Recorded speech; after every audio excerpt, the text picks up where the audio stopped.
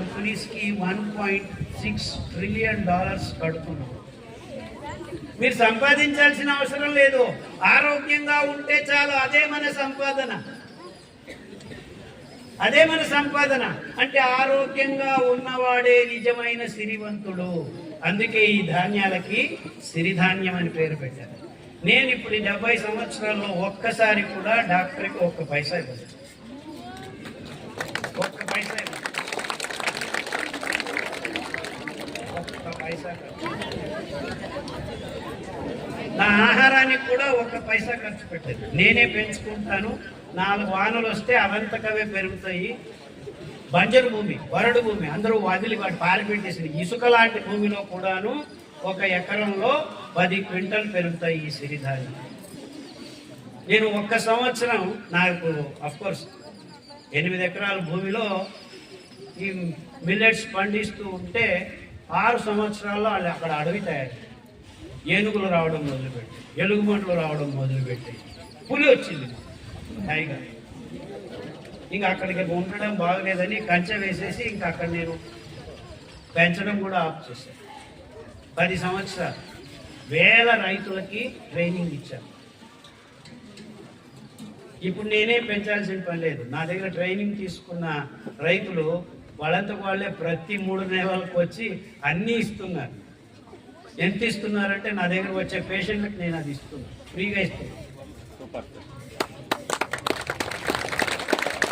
అలా వందల వేల మంది పేషెంట్లు బాగు చేసుకున్నారు. ఇప్పుడు ఎంతవరకు అంటే ఒక షాప్ పెట్టాల్సి వచ్చింది.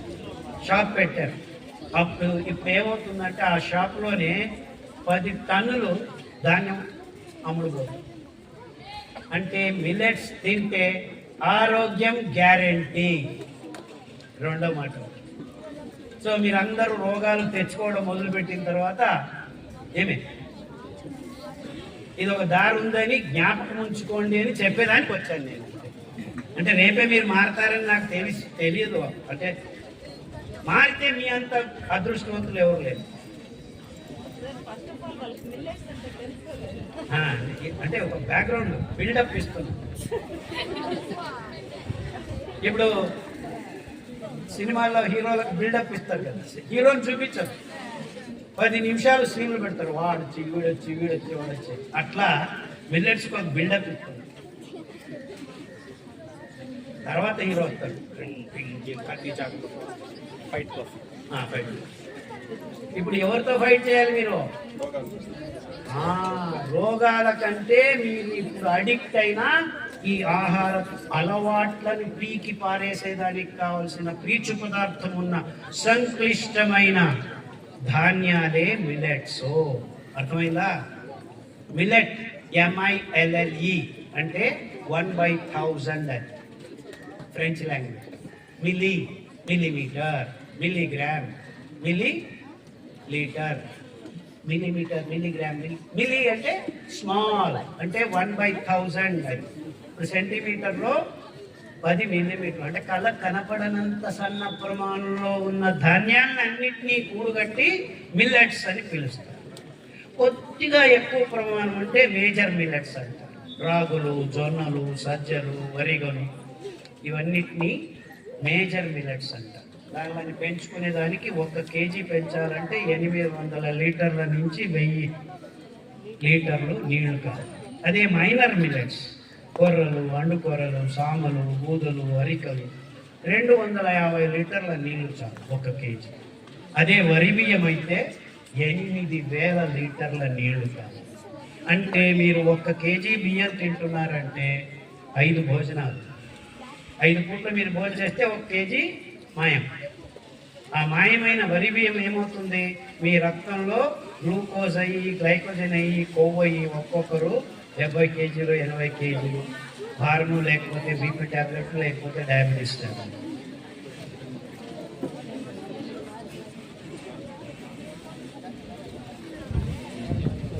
కొర్రలు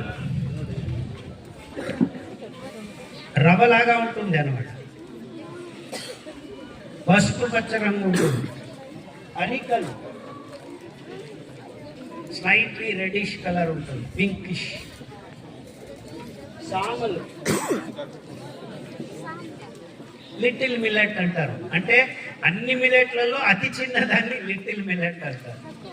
ఇది సామలు తింటే మీ అండాశువులు, గర్భకోశాలు ఇవన్నీ శుద్ధమైపోతాయి. అంటే హార్మోన్ ఇంబ్యాలెన్స్, మూతి మీద మీసం ఉన్న ఆడపిల్లలందరూ సామల్ని 3 రోజులు, మిగిలిన ధాన్యాన్ని ఒక్కొక్క రోజు. పండుకూరలు green colour, greenish tinge, brown top millet అంటే ఇందులో 12.5% పీచు పదార్థం ఉంటుంది. అంటే మీ దేహంలో కూరుకుంటున్న కల్మషాల్ని ఆ రోజు పీకి పడేసే అద్భుతమైన గుణమున్న ధాన్యాలు ఈ 5 ధాన్యాలు. ఊదలని ఇంకొకటి ఉంటుంది, అది మీ యకృత్తు అంటే యకృత్తు అంటే కాలేయము, ప్లీహము, క్లోమము ఇలాంటి మృదు అంగాల్ని శుద్ధం చేస్తాయి. అరికలు ఆర్క సూర్య భగవానుని పేరే, ఆది బీజమి. ఇది తింటే మీ రక్తమే శుద్ధమవుతుంది, ఎముకల మధ్య శుద్ధమవుతుంది. అంటే మీకు రక్తానికి సంబంధించిన ఏ రోగమైనా, ఇంక్లూడింగ్ బ్లడ్ క్యాన్సర్, 6 నెలల్లో మీ దేహం నుంచి పారదోలే అద్భుతమైన ఔషధీ తత్వమున్న చిరుధాన్యమే ఈ సిరిధాన్యం. అరికలు, ఆర్క అంటారు సంస్కృతం. ఆర్క అంటే ఆ ఆరెంజ్ కలర్, కాషాయ రంగు ఉన్న సూర్యుడు. ఆ కాషాయ రంగు సూర్యకిరణాలు ఈ విత్తనం మీద పడితే అది మొలకెత్తుతుంది. దీన్ని హిమాలయన్ మిల్లెట్ అని కూడా అంటారు. హిమాలయపు లోయల్లో, అంచుల్లో, కొండ చర్యల్లో అద్భుతంగా పెరుగుతున్న ధాన్యాన్ని మనం పూర్తిగా మర్చిపోయాం. ఎంతవరకు మర్చిపోయాము? ఎంతవరకు క్వార్టర్ అలవాటైందంటే మొత్తం ప్రపంచంలో కోడో మిల్లెట్ని సారాయి తయారు చేసేదానికి నేపాల్, ఖట్మండు ఆ ప్రజలందరూ దానికి వాడుతున్నారు. అంటే అద్భుతమైన అమృతాన్ని విషం చేసుకొని తాగుతున్నాం. ఎంత ముందుకు పోయామో ఆలోచన. అంటే మీరేమీ భయపడాల్సిన పని లేదు.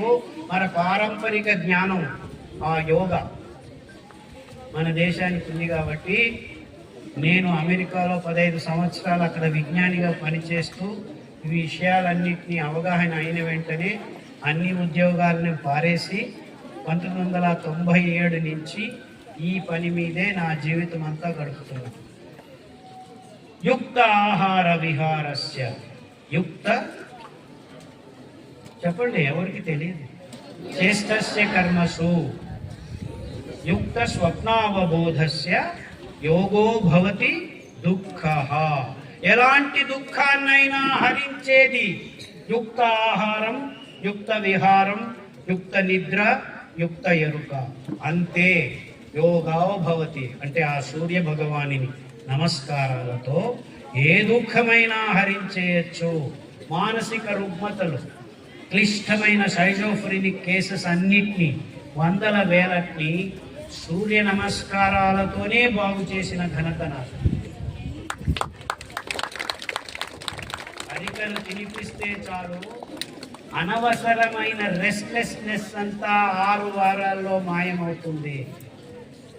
అరికల అంబలి తాగితే చాలు, ఆ డాక్టర్లు మీ పొట్టలో వచ్చి నివాసం చేస్తారు.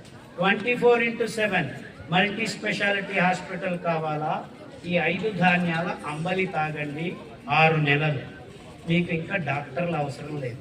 24/7 మీ పొట్ట కింద సెలియాక్ రీజన్లో ఈ డాక్టర్లు పనిచేస్తారు. వీళ్ళకి ఎండీలు, ఎంఎస్లు సర్టిఫికెట్లు అవసరం లేదు. లక్షల మంది ఎండి, ఎంఎస్ డాక్టర్లు చేసే పనులన్నింటినీ వాళ్ళు మీ దగ్గర పైసా లేకుండా తయారు చేస్తారు. ఆ సూక్ష్మజీవులు మీ పొట్ట లోపల ఉన్న సెలియాక్ రీజన్లో సమృద్ధిగా ఉండాలంటే మీరు ఈ 5 ధాన్యాల అంబలి తాగాలి, వేరే దారి లేదు. అంతటి అద్భుతమైన అంబలిని, ఆ సంప్రదాయాన్ని పోగొట్టుకున్న మన భారతదేశపు మూర్ఖత్వాన్ని ఏమనాలో నాకు తెలియటం లేదు. నేను ఆపోజిట్ చెప్తున్నా. మనం మూర్ఖులమయ్యామని తిడుతున్నాను మిమ్మల్ని, అర్థమవుతుందా?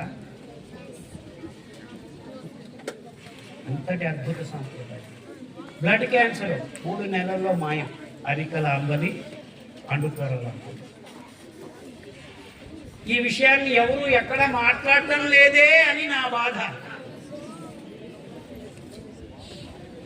అంటే ఇంత అద్భుతమైన ఔషధి తత్వం ఉన్న ధాన్యాన్ని పోగొట్టుకున్నామని నా రోదన. నీతో మాట్లాడటం లేదు, పిల్లలతో మాట్లాడు.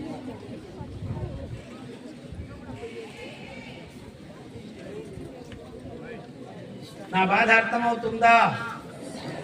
నా రోదన వింటున్నారా? నా మనవిని స్వీకరిస్తారా? అయితే అందరూ లేవండి ఒక నిమిషం.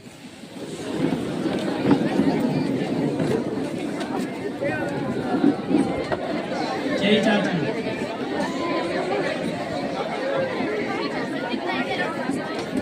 వచ్చే 6 నెలల్లో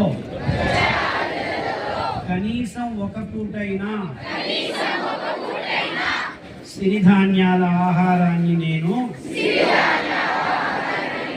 రోజు సేవనం చేస్తానని